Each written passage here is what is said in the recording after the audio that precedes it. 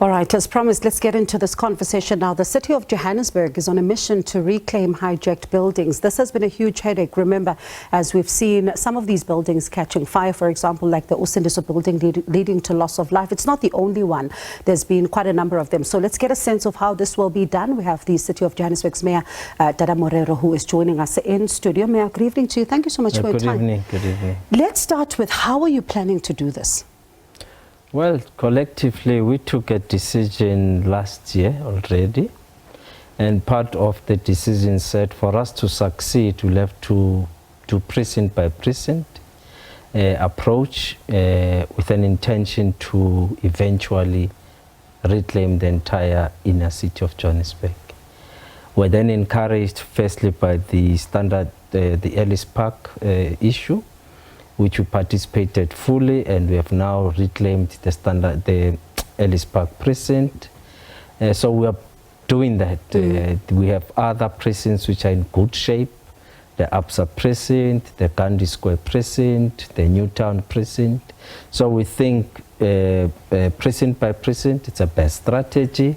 But we also have to focus onto Hillprop area and Uvel, which are 90% residential, which requires more work. So that is our focus. We'll start with hijacked buildings, as we have started already.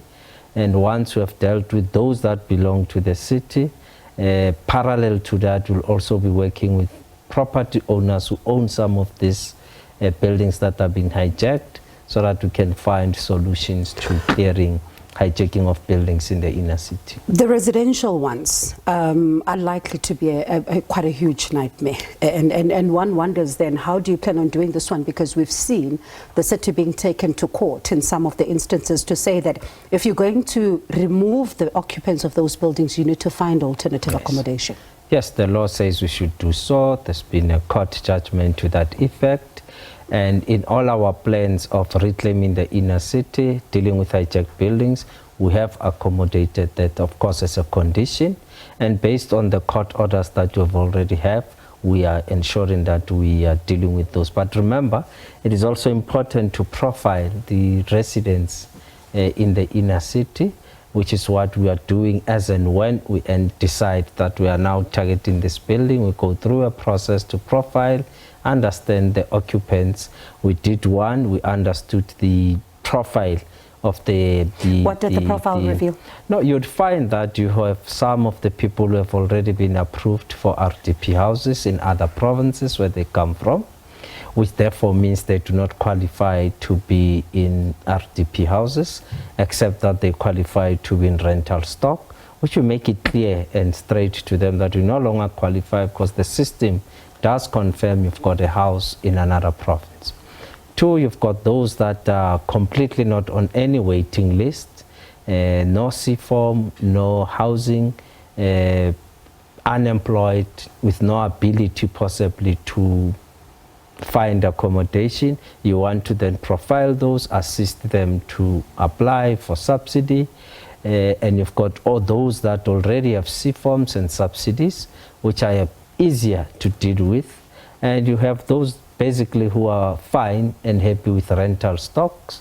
However, they are looking for affordable rentals. When it comes to then reaching a process where you have to evict people from that building because maybe it's in a derelict condition, you now need to move them out of that building. Will you have enough land to house? That's the challenge that we have, and from time to time we have to find solutions where we can offload them. So that's what we're trying to do. We have used one of our developments in Fleurhof to offload the last people that we did the evacuation. We've agreed with the courts we'll use the term evacuation as opposed to evictions. And it's a difficult part of the work to find that alternative accommodation. However, it does indicate that in terms of alternative accommodation, we can only keep you up to 6 months. Within that 6 months period, there should have been proper interventions for the people in those places. What would these interventions be? That would include what I said, those that qualify for RTP, those who qualify. But will you have enough RTP houses by then? No, not really. Those who qualify to go into the rental stocks in the inner city, they will then be assisted to do so. Part of it will be on our own stock as the City of Johannesburg. We do have rental stocks throughout Johannesburg, and those opportunities will be given to those. But I wanted to point out that, in fact, what we are also finding in these buildings, you do have people who are employed, proper employment, whether in call center environments, who are actually staying in those buildings. Probably it's about saving so that they are able to do certain things, the pressures in their families. So that is why we then said, in the process, we must create housing stock of rentals between 800 to 1,005, which is exactly what they're already paying in hijacked buildings. So we are looking at that model. We have already launched one with 155 units, which has already been, it's now fully let, taken up by people within the inner city. So that resolves one part of your problem. There's another one which, for example, an organization like the Institute for Security Studies would raise and raise over time, is that when you look at this issue of hijacked buildings, you also need to gather intelligence, because some of them are being run by kingpins who have hijacked them and are simply subjecting people to inhumane conditions. How much of that have you done? Well, that is why in the last 2 days, 2 days ago, myself and the team, together with the SABC, we went to raid, because our view is that, yes, there's criminal activities happening there, the heavy artillery being stored, and all sorts of syndicates. So through the contract, or rather the MOU with the National Minister of Police, which we have signed last year, part of the work is to do exactly that. Go raid first before we even implement an evacuation. If there are criminals, if there's artillery and all sorts of things, we can deal with them immediately. So yes, there are syndicates who are involved in forcing people to pay rent,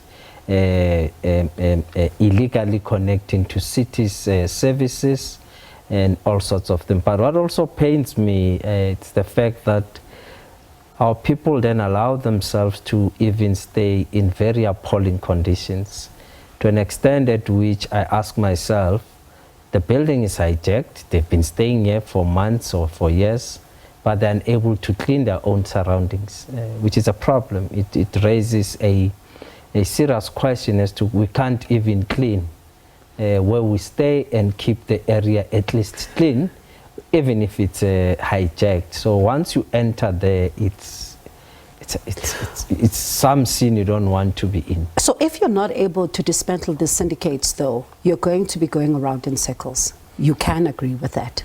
Not really going around in circles. The police must deal with law enforcement and deal with syndicates. Have they committed that they will do that? Yes, it's part of the MOU to investigate these things. Our part is to ensure that once the building is taken, we run it properly in two fashions. One, it will be those that we take ourselves as JOSCO stock, and those that we are going to give to the private sector to run. And the private sector, once they've taken the building, they must ensure that the security and the building does not at any given time get to be hijacked. We do have beautiful buildings, by the way, inside the inner city, some owned by the private sector, others owned by JOSCO, and just basically order.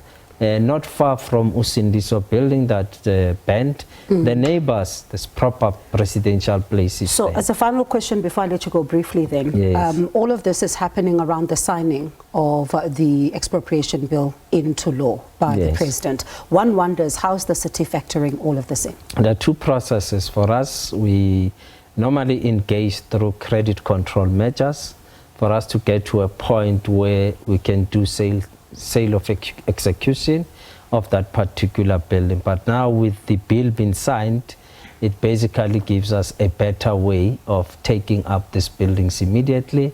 Some of them are not structurally sound and all sorts of things. So if there's a bill, it also helps us in terms of dealing also with the court judgments that may be there.